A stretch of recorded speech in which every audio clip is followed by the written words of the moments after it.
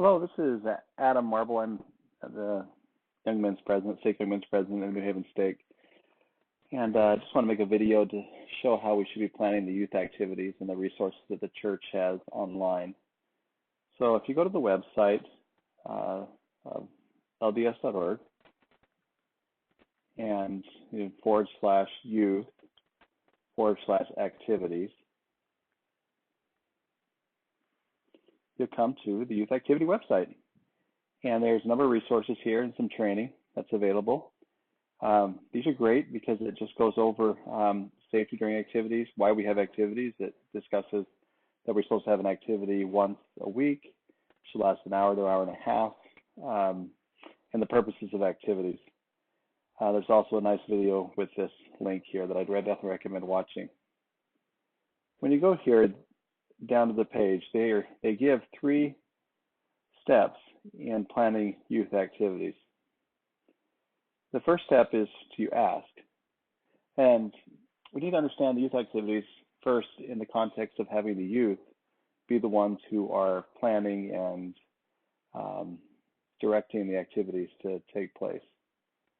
So they do that with a lot of involvement from adults, from their young men, young women leaders, and members of the bishopric, in that as members of the bishopric and young men, young women leaders, you can help them to generate ideas, to know the next step, to know what resources are available.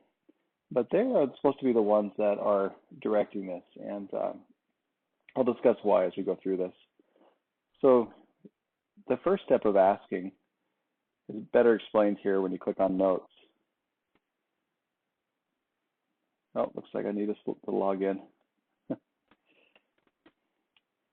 When you click on Notes, you're given a short little survey that a youth leader, meaning like a class presidency member, class president, or quorum president, could fill out and survey the needs of the young men and young women in their class or quorum.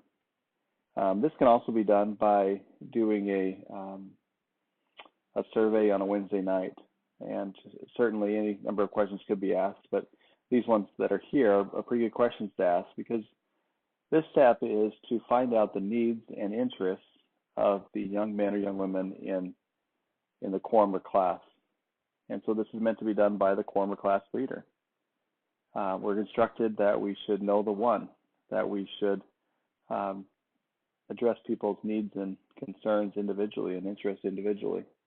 And so as young men and young women youth leaders have the opportunity to do that, they're going to grow and start to understand how they minister to others. Some of the questions here: how can you serve? Who needs your help? What would you like to change about your community? What gifts and talents do you feel God has given you to serve others? What do you want to become? Where do you see yourself in 5, 10, or 20 years? What do you need to do now to prepare for the future? What are you interested in? What do you like to do? What interests would you like to explore? As a youth leader, a quorum president or young women's class president gets to know their class members this way and find out what their needs are and their interests are and the things they need to know to prepare for the future. They're able to then move on to the next step, which is to begin to generate ideas for activities that will address those needs and interests. That's where counsel comes into play.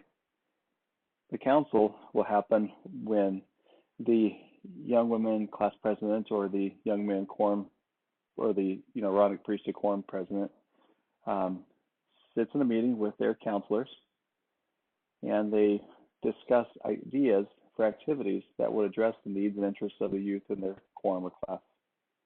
Now, in our stake, there are some smaller youth quantities of youth in our wards, and so sometimes this happens. There's maybe one class presidency, or for all the young women, and they form the presidency is for all the young women, or for the quorums there may be one president only over each quorum, and so this can be done together with the different classes of different quorums. But the thing that we need to make sure we do is we give each person the ability to consider the needs and interests of those who they have responsibility for. So like a deacon's quorum president will have other deacons, or may have other deacons in their quorum.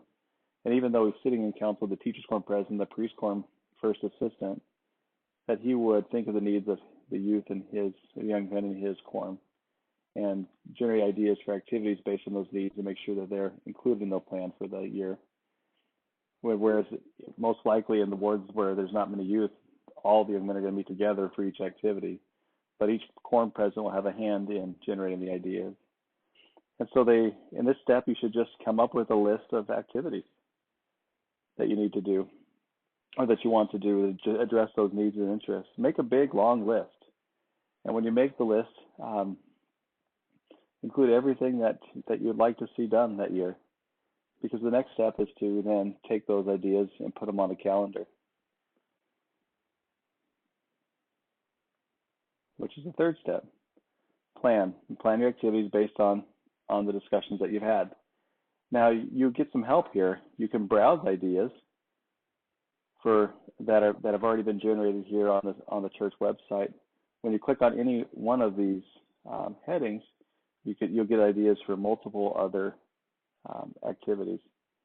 So when you go to sports, camping, and outdoors, it will then give you a list of activities teaching each other a sport, non-competitive physical activities, game night, fun 5K. You see here that it says add to planner. There's a youth activity planning calendar or planning calendar inside of this website. And I don't have access to the way that, I'm not a young man, so I don't have a quorum leader, so I don't have access to that part, but I believe there's also a way to add this to the calendar once the activity has been created. But these activities just give you some ideas on what could be included in the activities to address the needs and interests of the young men or young women in your quorum or class. You can also create your own. When you create your own, you can give a title, assign the date you're going to do it on the calendars, tell who's going to be involved, where it's going to be, a description, and you can save it. Again, the main points here are that quorum and class leaders need to find out the needs and interests of their quorum and class members first. Then they need a council with other members of the presidency to generate ideas for activities. Then they need to put them on a calendar. And the calendar should be at least a 6-month calendar, if not a year calendar. And when the calendar is generated, it is definitely best to first put down all the Wednesdays that are not available or the weekly activity nights that are not available. These are maybe weeks when there's a temple trip, and your ward may choose not to do a weekly activity when there's a temple trip, or when there's holidays, or there's joint activities. And so leaving those other days empty will then show you all the days you have available to have these activities to address the needs and interests of the quorum or class members. The only difference with this and what the young men have on their website is that on the young men website there are other ideas, and so if you go to teacher and priest activities, I'll bring it up here.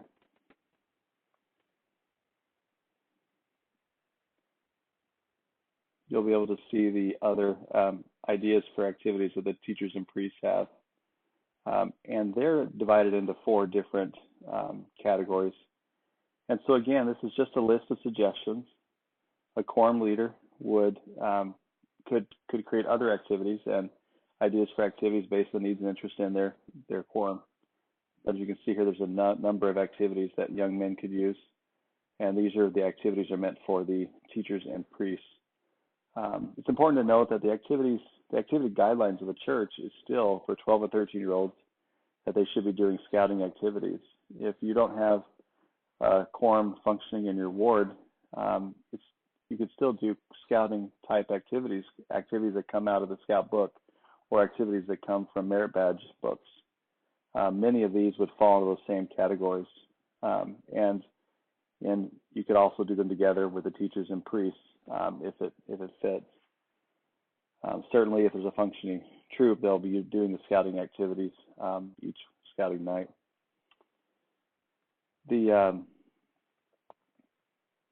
This one works the same. There's also the ability to create a calendar from here as well.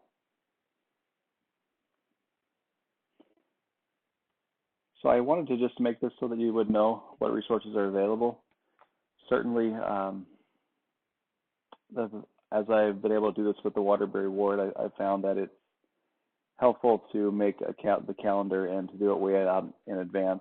And so we did it for 6 months, and we'll after the 6 months is over, we'll have to do it again for the next 6 months. But one of the principles I learned doing this was that we don't want to overwhelm the youth.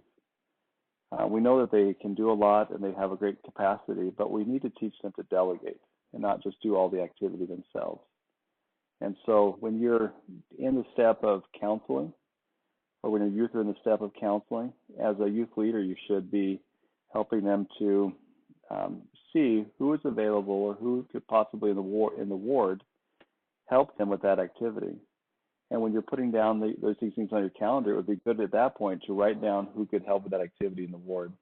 There are lots of resources in the ward. There are people who can teach young men or young women about financial planning, about education, preparation for college, about careers. Certainly many skills could be taught by members of the ward.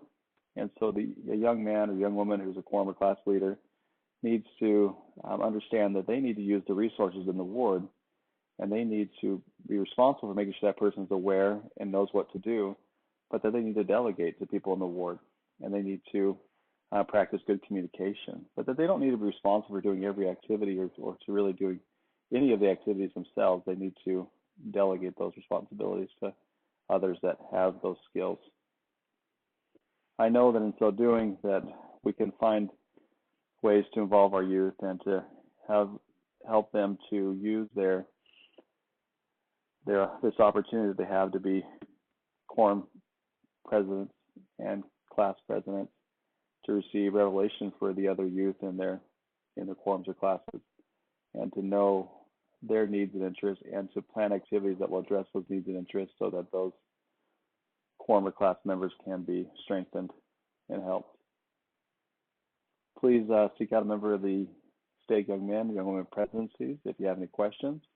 And certainly on the church websites, and especially this youth website, again, it's lds.org /youth/activities. There's a lot available. Thank you.